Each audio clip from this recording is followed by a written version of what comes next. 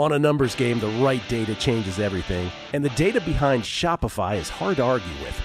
Millions of businesses worldwide run on it, including our own VSiN store. When we launched, Shopify's templates and AI tools got us live fast. Professional looking from day one. No tech background needed. Shopify checkout converts more customers and makes it easy for returning fans to come back and buy again in a single click. Shopify's built-in AI assistant Sidekick is there whenever you need help, building, troubleshooting, or just figuring out your next move. Check out what we built at vsin.com/store. Then go build something of your own. All you need is the idea. Shopify handles the rest. Start your free trial at shopify.com/vsin. That's shopify.com/vsin. Shopify.com/vsin. In business, there's no room for guesswork. Every shipment matters. Every deadline counts. When you're trying to keep operations running smoothly, the last thing you need is uncertainty. That's why reliability is at the core of USPS Ground Advantage. From the moment your package is first scanned in, it moves through a secure nationwide network, aiding in a timely and accurate delivery. You get near real-time tracking so you can keep up with your shipments. And with affordable upfront pricing, there are no hidden fees or surprise surcharges to throw off your cost sheets. It all adds up to predictable deliveries you can depend on. Because knowing your logistics are handled lets you focus on everything else: your customers, your team, and the future you're building. Visit USPS.com/Ground Advantage to start shipping with confidence. USPS, official shipping sponsor of the NHL. The numbers told the story, they always do. It's one of those idiots who believe in analytics. This is a numbers game with Gil Alexander on VSiN. Tuesday edition of a numbers game here on VSiN, the Sports Betting Network. Matt Brown in for Gil. Kelley Bydlon alongside coming in. You never know what we're going to be talking about today.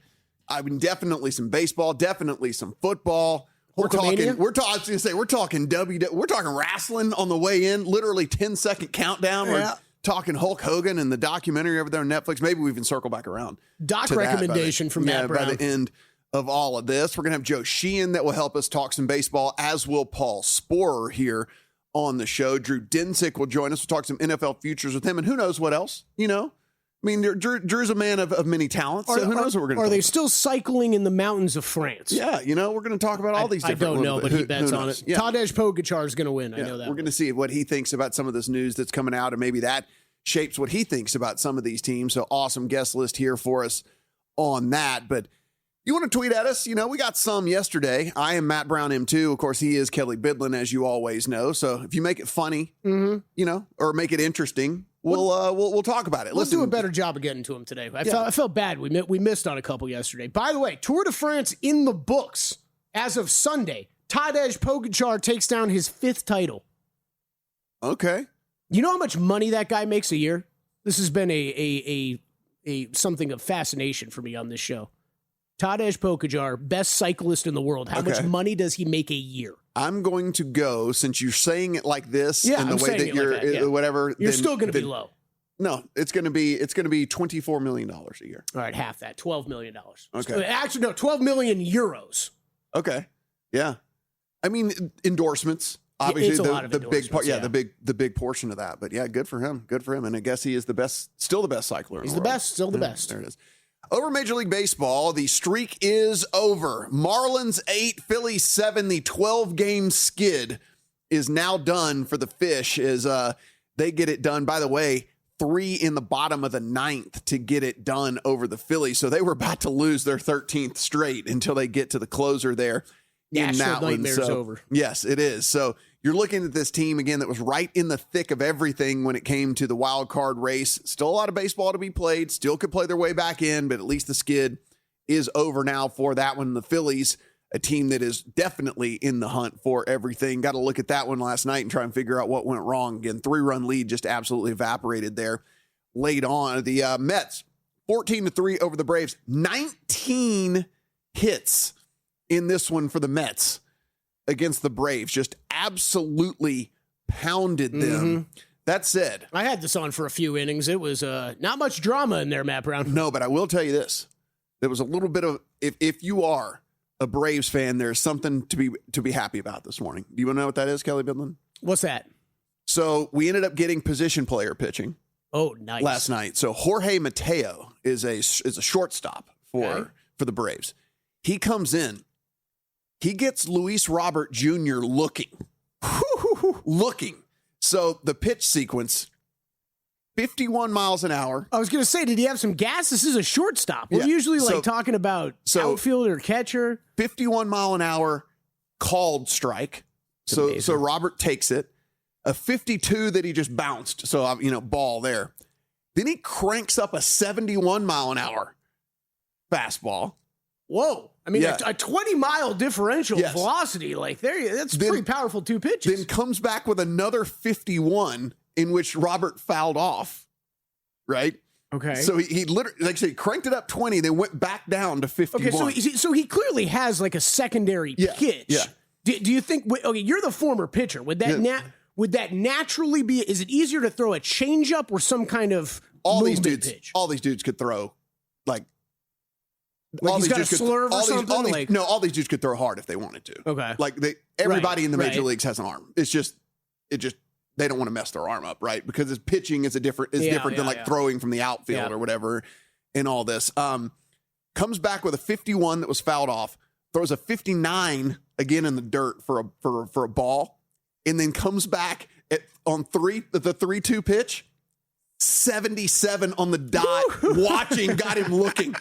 So there it is. Got Luis Robert Jr. looking with the shortstop pitching last night. He was never taking the bat off his shoulder and had to watch it just come in at 77 miles an hour. Went everywhere from 51 to 77 and ends up getting the punch out there, but they do lose that one 14-3. Rangers 7-3 over the Mariners. George Kirby gets absolutely hammered last night. Gives up 4 homers in this one. 4 home runs for the Rangers. 2 of those coming off the bat at Jock Peterson. And the reason we bring this game up is because that division is still up for grabs with both of these teams that cannot put together any sort of consistent baseball whatsoever. George Kirby, this is obviously the most home runs he has given up in a game in his career. And then also the most earned runs that he has given up. 7 earned, by the way. All 7 of those came off of Kirby.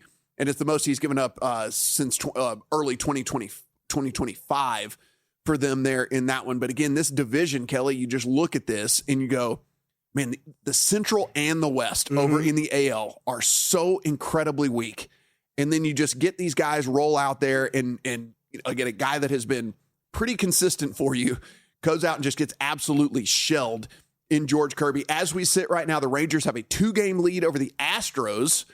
The Mariners are 2.5 back. And then, of course, we know the Angels and the A's have all have fallen off the planet here. But it is very, very much up for grabs with the Rangers being 54-52 on the season. Yeah, it's gonna be fun down the stretch in the American League, man. You got every single one of these divisions. All 3 of them are up for grabs, right? Yeah. I mean, AL East built a little bit differently with a couple quality teams, but there's one of these divisions is not like the other 2. That is for sure. There's a couple hot messes in the Central and West, man. This is gonna be fun. So speaking of that Astros team, it's only 2 games back. They win last night.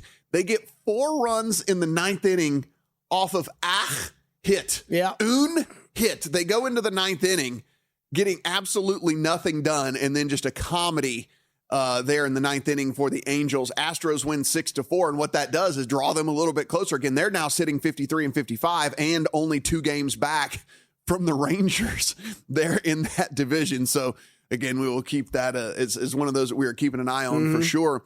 Kelly, the Red Sox get it done. Not a good day on the diamond for me last night, only a 1-2 day. That said, we did get the Red Sox run line home, which plus money. So we didn't lose a whole unit there yesterday. But Red Sox 4-2 over the A's. They were getting no hit through 5. And I'm going, really? I'm going to be 0-3? Like, really? Red Sox were no hit through 5? They were getting no hit through 5 innings. And then end up winning 4-2 there in that one. So the only bad news coming out of that for the Red Sox is their new addition, Curtis Mead, gets hit by a pitch and has to leave the game. So he's in there for crazy. Yeah, he's in there for his second at bat as a Red Sox, gets hit by a pitch and has to leave the game. They're going to do the whole test and all the stuff this morning on him to make sure that he's okay. But yeah, it's like We trade for this dude, get him in there, second at bat, hit by a pitch, out of the game. Yeah, it was the quick diagnosed with left wrist contusion, but yeah, that was while the game was still going on. So maybe wait till today. We might be hearing more on that one. Yeah, we'll see what's going on there with that one. Cubs 7-3 over the Cardinals. Bregman and Nico Horner, huge game. Both 4 for 5 with a homer in that one. So massive games out of both of those guys. You didn't need anything from PCA. You didn't need anything from the rest of that lineup as they were able to get it done. This Cardinals team continues to slide. We talked about it yesterday. We'll continue to talk about it. 15-3. They are now 500. This was a team. They're 2-8 in their last 10, and they're all the way back at 13 games back now in the NL Central, which also lets you know the difference in the divisions. Because remember, we just said that the Mariners are leading the AL West at 54 and 52. They're 53 and 53. They're 12 games back. 12 games back. Yeah. Cardinals.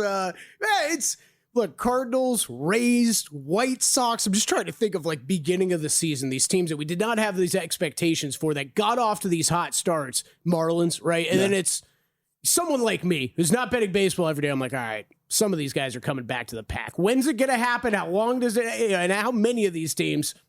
Only a couple of them have kind of come back so far, but Cardinals. The good news for the Yankees, they win 9-5 over the White Sox. The bad news is the diagnosis does come down for Cody Bellinger, and he is out 4 to 6 weeks with a hamstring injury. Remember, no Giancarlo Stanton, no Aaron Judge, now no Cody Bellinger.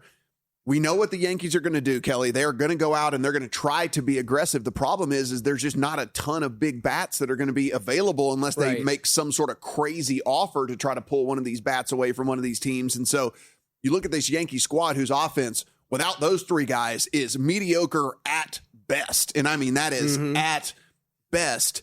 What are they going to do at the trade deadline in a market that might not have a whole bunch of bats that are available for them? Yeah, it's going to be fascinating to watch. We've heard a lot about the pitchers being out there. Scooble, Mason Miller, obviously the biggest names. And bats seemingly not so much available here as we head towards the trade deadline. But they got to do something. And it's, man, I mean, there's so many years you could say this with a team like the Yankees, right? But like it's all there in front of you, right? The division's right there. And you're 2 games back of the Rays. Like the AL's wide open. We're talking about this yesterday. So you would surely expect that they're going to go do something like they usually do. The Orioles 8, the Tigers 5. And so what this does now, the Tigers 3 in a row, Kelly, they are now 7 games under 500.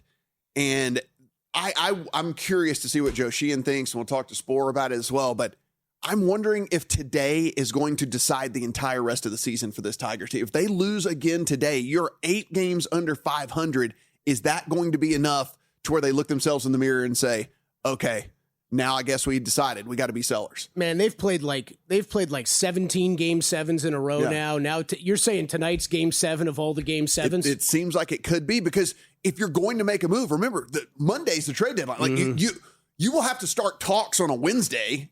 You can't like decide. Yeah, you can't decide on Saturday that you're going to make this move for like the most coveted most coveted guy that can be available. Like you got to start these talks now because you want multiple offers. Like you want guys competing against each other. So 100%. Hey, ring your bell if you're I guess a Red Sox most July wins. There we go. You know Gil Alexander's a happy guy. That's locked up. Congratulations. What do you think Gil's doing right now? Eating a breakfast burrito? Yeah, something like watching that. the ships maybe come in. Maybe he's sleeping in. Who knows? Maybe he's sleeping in. I'll be sleeping in. He might not even be. We got some NFL news to hit on the other side, as well as a couple of MLB bets.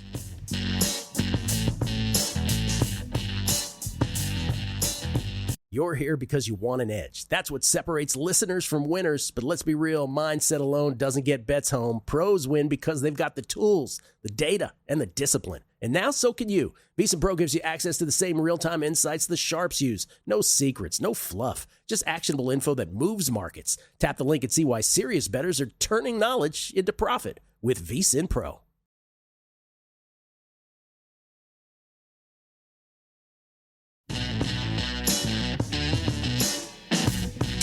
A numbers game on VEASAN, the sports betting network.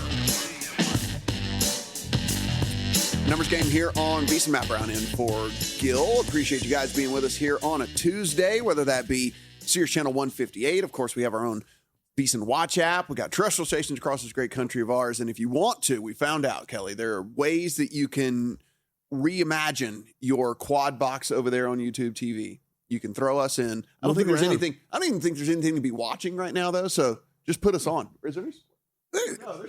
They usually have every single tennis match on that's on the face of the earth out here. So you're right. I'm going to go with. So therefore, you don't need to quad box this. Just throw us on the screen. Wait, hold on. But better question is, hey, Chris and Darnell, what are we betting right now? What do you have action on right now? We got some Russian ping pong stuff going on, maybe. Nothing. When it's nothing from the crew, there is nothing going on. Okay, so there it is. Then you don't need to quad box us. Just throw us on the big box. Yeah. Big boxes. Volume up. Single box us there. As we, again, we're going to talk a ton of baseball here. Joe Sheehan is going to join us next segment to do that. But guys, listen, our special is ending soon. So $175, everything we do now until the end of the Super Bowl. And we have the NFL betting guide that's been out a while. We're going to update that thing. We have the college football betting guide that's coming out here in a week. So trust me, we had Adam Burke on yesterday. That was not us just kind of blowing smoke.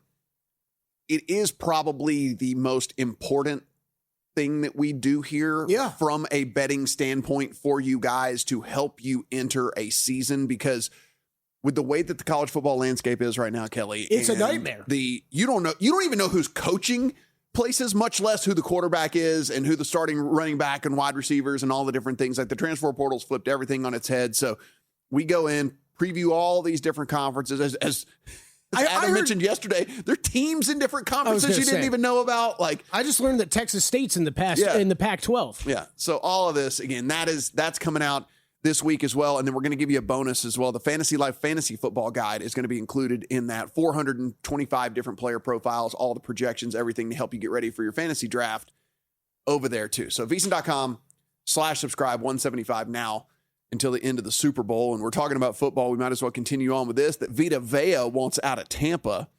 So they were trying to get a deal done with him, Kelly. He is going to get $18 million, or at least is set to get $18 million here this season. But as we know, high-level defensive tackles tend to make a decent amount more than that. And Vita Vea thought that he should get more than that. He's only 31 years old, and I say only because, I mean, we do see these D tackles still play at a high level till about 34, 35. So, I mean, like, he's looking at this going, I've still got 3 or 4 good years, and I want to be paid like a dude that has 3 or 4 good years.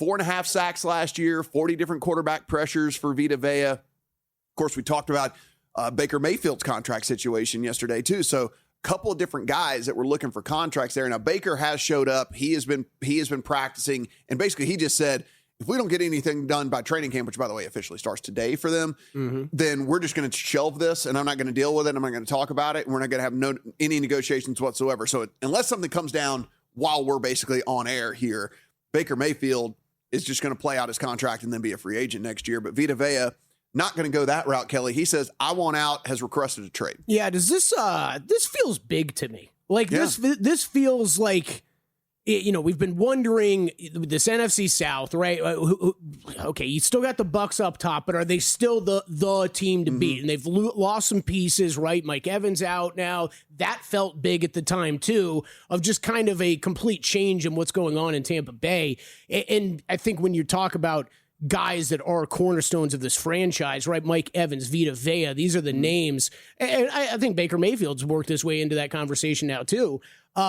But seeing the desire for these guys to get out of town in a situation where I think you could still make the argument, and the betting market says so, that this is the best team in the NFC South, and to see these guys wanting to get out of here is kind of interesting to me, Matt. But from Vita Vea's standpoint, I get it. You're one of the best D tackles in football. Someone's going to want you. I know he was on with Kay Adams this morning.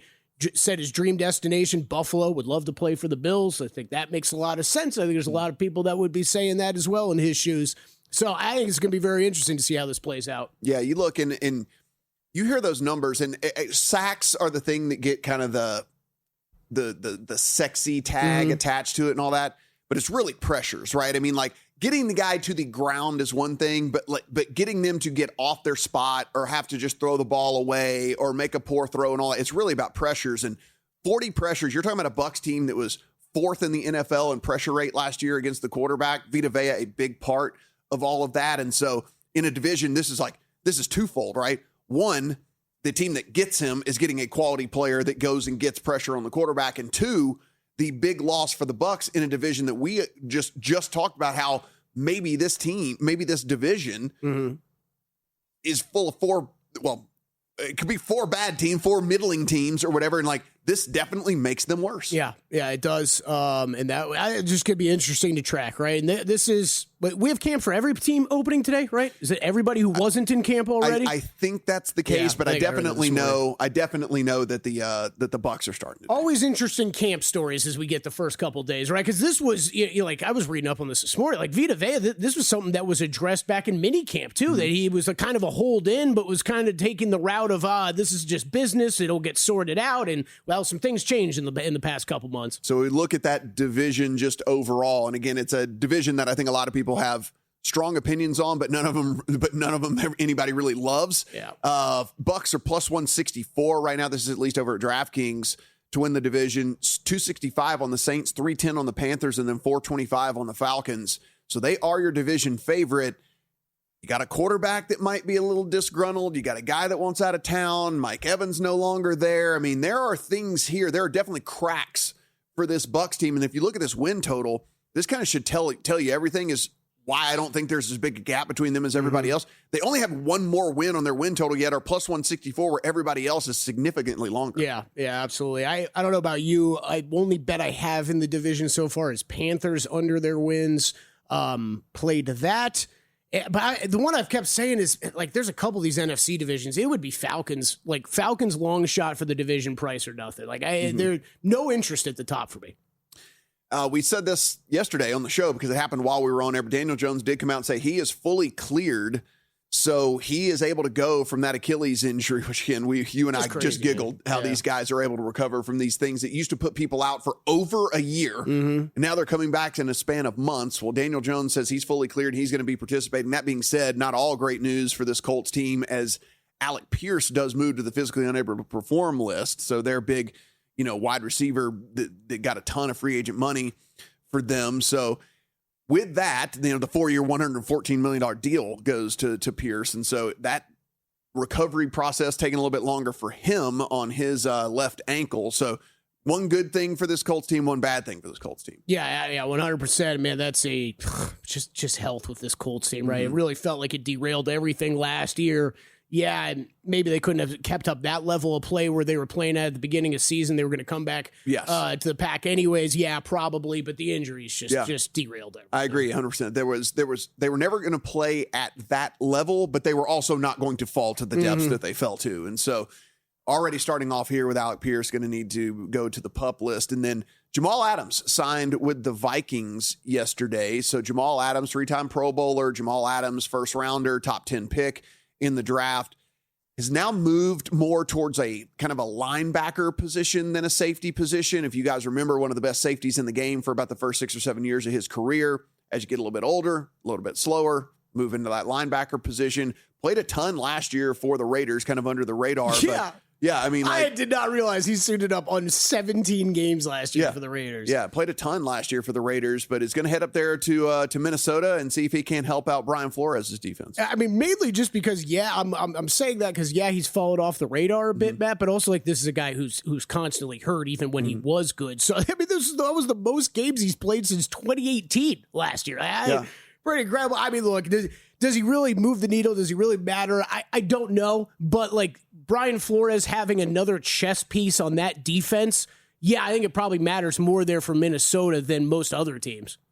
We did have a postponement yesterday, so there's a doubleheader today between the Guardians and the Reds. That first game's actually going to start shortly after we're off air. So 10:40 Pacific is game number 1 for that one. Chase Burns is going to be on the hill for the Reds, so anytime he's on the hill, they become a big favorite. They're way out, kind of like minus 165 now at this point in favor of the Reds. A little bit further than I like to actually to bet, but Burns is Burns, and he has been one of the dudes that stepped out there and been as consistent as any starting pitcher in Major League Baseball all season long. Like there's a handful of guys that every single time they've taken the bump have given it to you, and Burns has been one of those guys. So I understand the price. I get it. Just not a price I'm willing to pay. Yeah, anywhere from 155 to 165 out there in the market right now. On that one. So again, that one's going to start about 30 minutes, 40 minutes, something like that after we are 1:40 Eastern. So when we come back, Joe Sheehan is going to join us, and we're going to try to get some some thoughts from him on not only some bets that he's got and some interesting stuff that he's adding, but what does he think some of these teams are going to do here in less than a week's time? And there are going to have to be some major decisions that are going to change the landscape here of Major League Baseball, specifically if some of these big guys do end up getting moved. Don't go anywhere. Joe Sheehan when we come back.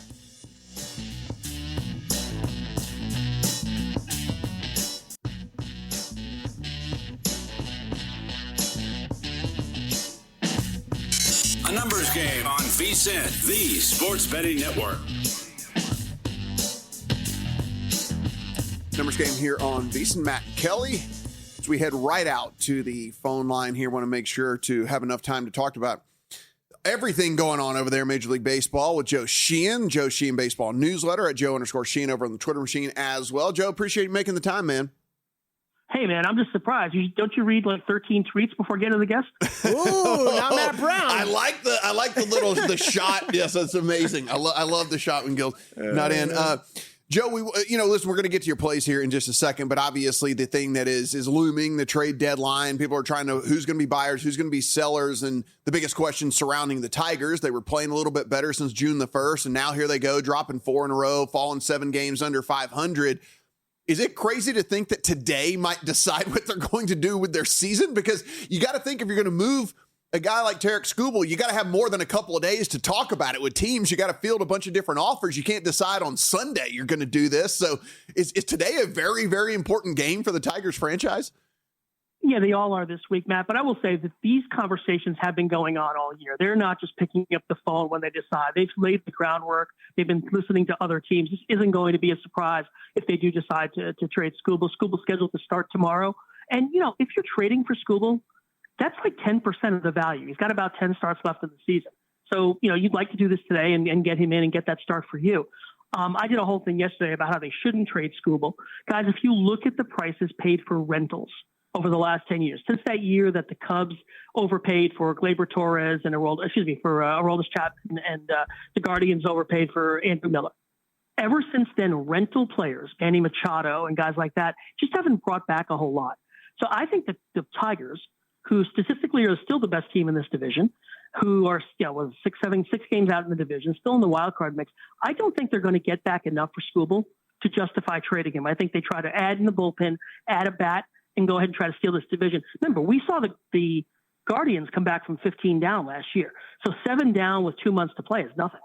Yeah, Joe, switching over to the National League, has anything changed with the Padres? I mean, they're 1.5 out of this wild card race.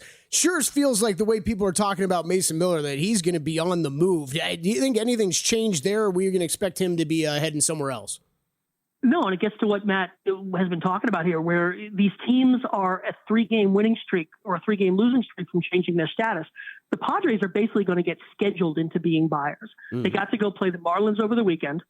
This week they come home and they play the Giants and the Rockies, which is the closest thing we have to like John Thompson's scheduling Georgetown back in the day. So, I mean, the Padres literally could end up, 3-4 games over 500 by the deadline. I think a lot of these teams are going to get trapped by the standings. Like, I can sit here and tell you that the Twins aren't very good, the Orioles aren't very good, the Astros aren't very good, but I just don't think you can go to your fan base a game or two out of a playoff spot and say, yeah, we're going to sell. So I think a lot of these teams are going to end up trapped by the standings. And, the Padres don't want to sell. The Padres don't really want to sell. The Astros don't really want to sell. They're built to win now. So unless this turns into a nightmare week for them with a bunch of losses to the Giants and Rockies at home, I think we're going to see them lightly buy and definitely not sell. So let's wrap this up then with, we know that the Mets are going to be sellers. They've at least come out and said that so far. Maybe the Blue Jays, considering where they're sitting right now, maybe the Royals, maybe a couple of Angels get on the move there, a Joe Adell or something like that. But is there any big name or that you think could actually realistically be on the move at the deadline? Or are we going to be sitting here on Monday afternoon going, well, that was a dud? Well, one of the reasons we're seeing all this focus on Skubal and Miller is that the drop-off from those two to the rest of the potentially traded guys is pretty significant. We've been waiting for years for the Marlins to trade Sandy Alcantara. They're 2 games out of a playoff spot. We'll see how their week goes.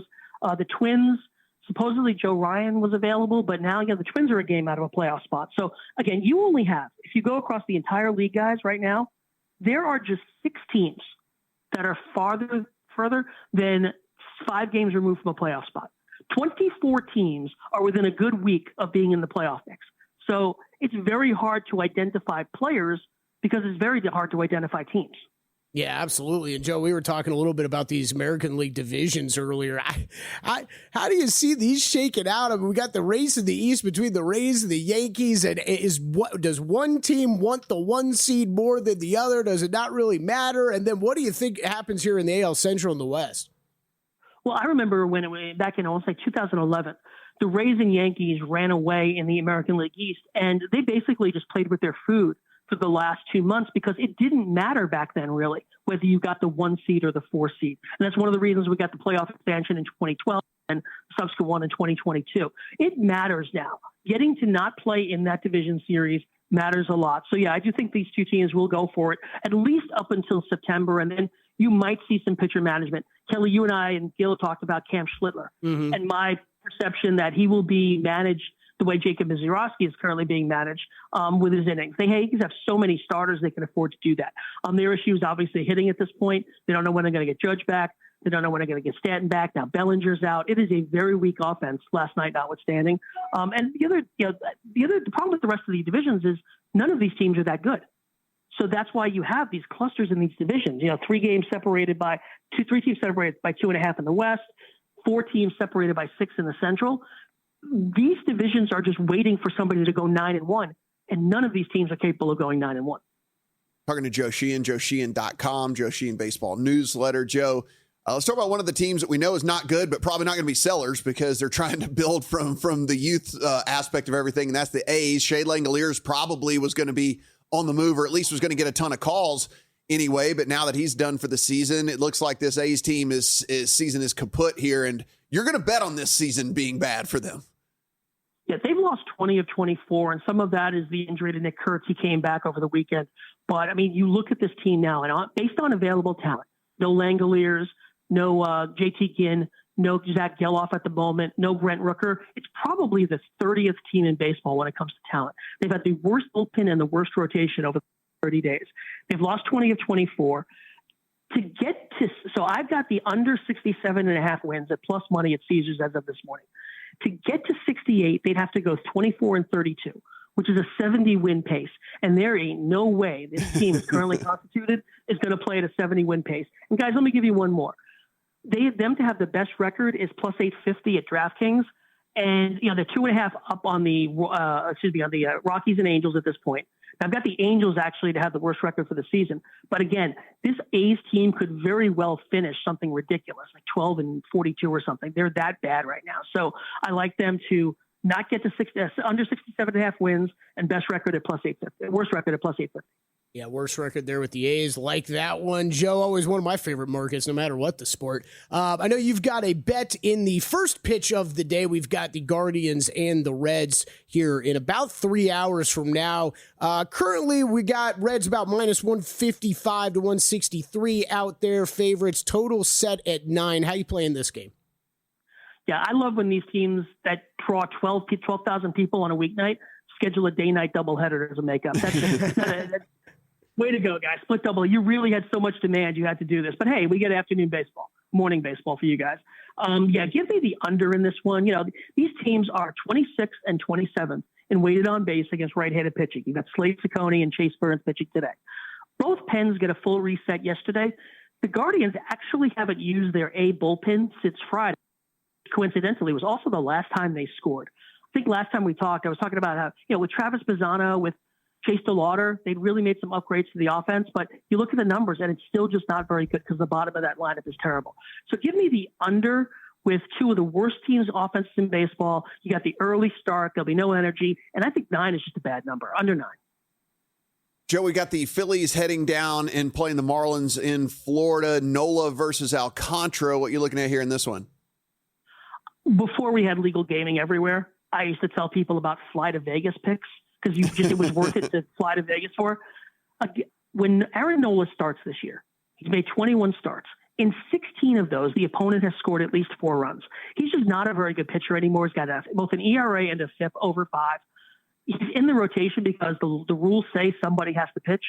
Andrew Painter and Taijuan Walker both pitched their way off the roster earlier this year. They're faking the number 5 spot. So they're just going to keep running Nola out there. Tonight, you can get the Marlins team total over 3.5 at, you're paying some juice here, minus 140. But again, it's hit 16 of 21 and 9 in a row. The Marlins are a better offensive team than you think, even coming off this terrible stretch. We saw them put up 8 last night, beat up Juan Duran, beat up Zach Wheeler a bit. To me, look, there's no such thing as free money. I'm never going to say that.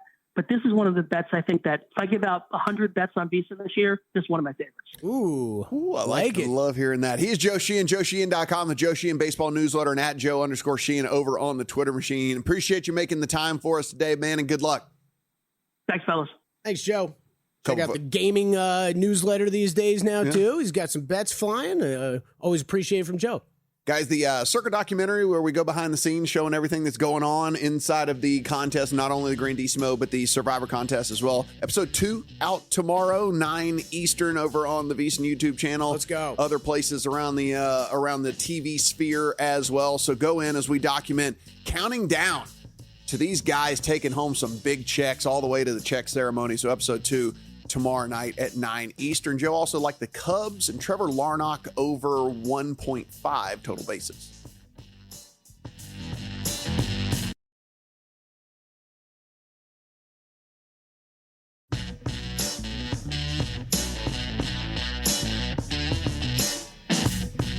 A numbers game on VSiN, the sports betting network.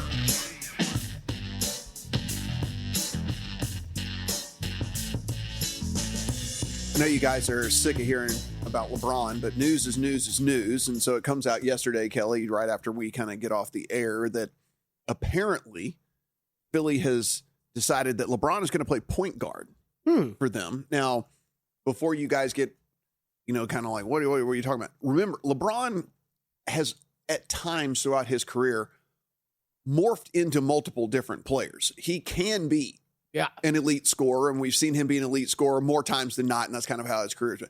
He has played all 5 positions on the floor at one point or another, and a lot of times this year, we did see him take on the role of being a facilitator and him being more of the guy out there trying to create. And so this is not crazy to think that LeBron could handle something like this. And honestly, if you look at maybe how this actually works, where it's, hey man, there's only so much use. There's only so much usage. There's only so many shots to go around. Well, okay, he is not even looked at as the dude that's supposed to go and get the buckets. He's the guy who's supposed to make the buckets happen. And maybe that is the best way to go about this. I think we've known this about LeBron James for a while now. I mean, really going back to the Heat days, right? Of like, he need to be more of a facilitator, stepped up his game in that. What is he, 4th all time in NBA assists? I mean, that's mainly because the game's played, but still, it's the type of player that he's become. I kind of think, not shocking to see this.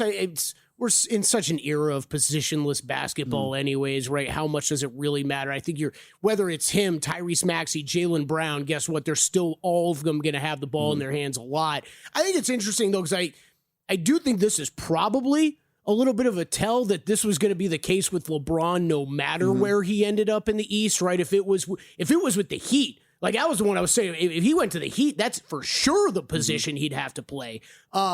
Cavaliers, I think, would have been a little bit the same story between him, Donovan Mitchell. Like, it's just kind of sharing it in the backcourt. So, yeah, I think this is a way to get him. We wonder about the usage rates and how is this all going to work with all these guys. I think this is a way for him to be more involved while also not needing to take all the shots. And I think people are going to see this that don't follow a ton of basketball and be like, oh, man, they're going to be playing this guy like out of position. But again, one, very underrated passer and facilitator as it is anyway, because you just think of LeBron in a certain way, but like he's definitely capable of this position. And 2, once I saw this and started to think about it, I go, that actually might be the best way to go about it. You know, I mean, just the best way to go. Like you say, he is still going to have the ball in his hands a decent amount, because if you are the point guard and you're trying to facilitate, but it's not the way that might not work, which is him forcing shots or having to be the scorer or trying to be somebody that maybe he's not at the advanced age that he is right now and all that. So I think this is a good way for them to go. But it also keeps everybody involved, right? It's not, you don't have that concern about, well, is LeBron going to be unhappy if he's standing in the corner not getting shots up, right? Like that. I think that's a fair concern when we start wondering about this roster. So we talked about the betting guide being out in the NFL betting guide. I wrote a little piece on rookie of the Yeah, year, you and just did. rookies in general and stuff with all of that. And I only went back like 5 years, but I think that the NFL, considering it's almost now on a 5-year cycle, so I didn't want to go back much further than that, mainly because we just continue to see the evolution of offenses and how things are going and how the different positions become either valued or devalued and all of that. And so I went back 5 years to look at all of this. And as you would imagine, of course, quarterbacks are the main position you want to look at with stuff like this. But in a year like this year, mainly the point that I was trying to pull out is, where is their value? Where are there other people that we could look at? Because I don't think there's going to be a quarterback that really can qualify for all of this. Now, I could be wrong. We will update the betting guide along the way. Who knows? Maybe the Raiders shock us, Kelly, and they come out of training camp and say, you know what? We're gonna go with the rookie. And if that's the case, then this is kind of all out the window, because then he probably should become the odds-on favorite then at that point. Yep, agreed. Like, because it just, at the quarterback, you get the ball in your hand every single play, and so that is just a giant advantage over all the other positions. I mean, Carson Beck's 28-1 in this market. What is he, third on the depth chart right now in Arizona? Like, I think that's actually a better example of the value of a quarterback positioning than what Mendoza is currently priced at, because we're baking into this price that he's not going to be starting the season. Now, I continue to bring this up. The Raiders have a Week 13 bye, right? That just seems so incredibly natural for him to take over in Week 14, because then you still get 5 games under your belt. So it's not like he didn't play as a rookie.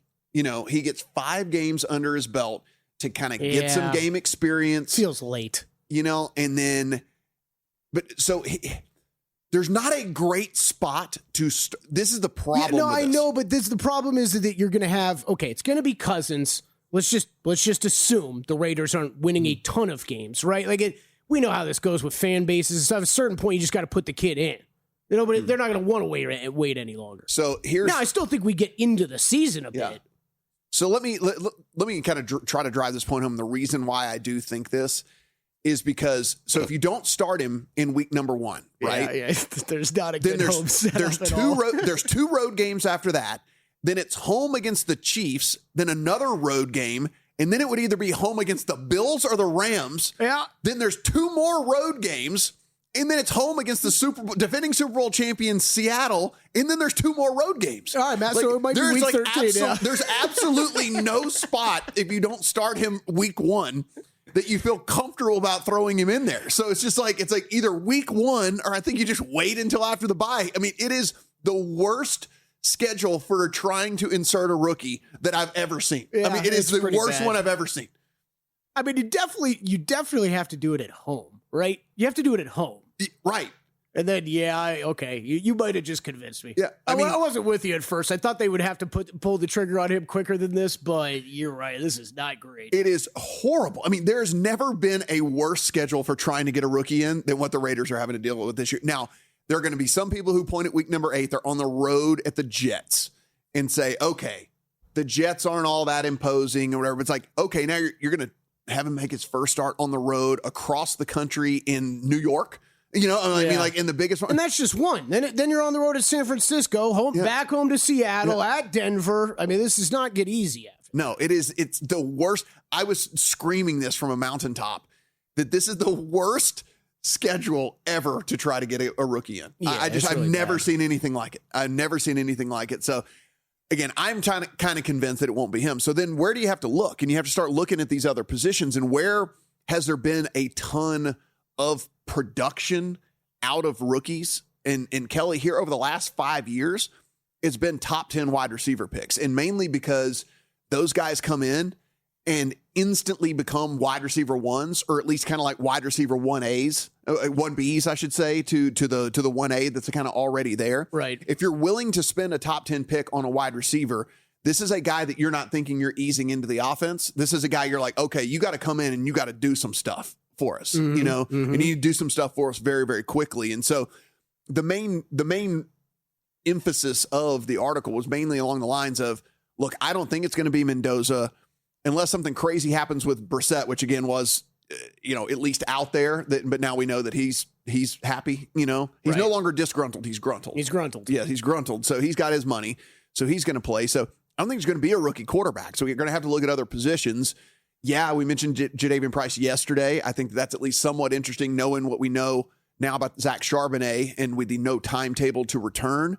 But I do think looking at these receivers, that with the way that the NFL has changed, and as much as we're passing and as much as these guys are expected to contribute early on in their careers, I think that there is a decent amount of value in some of these guys at some fatter numbers. Yeah, and I think it's a great point on the wideouts. You've had 9 of the last 11 winners, not only first-round picks, but top 10 picks, too. So it's a lot of these skill position players that you're going to get early. And that is naturally more wide receivers than running backs these days. So I understand. Ever since this market opened, I thought there was a little bit of value on that Jadarian Price number. I finally bet it yesterday. Yeah. You and I talked about it. There's 9-1s out there. That was good enough for me.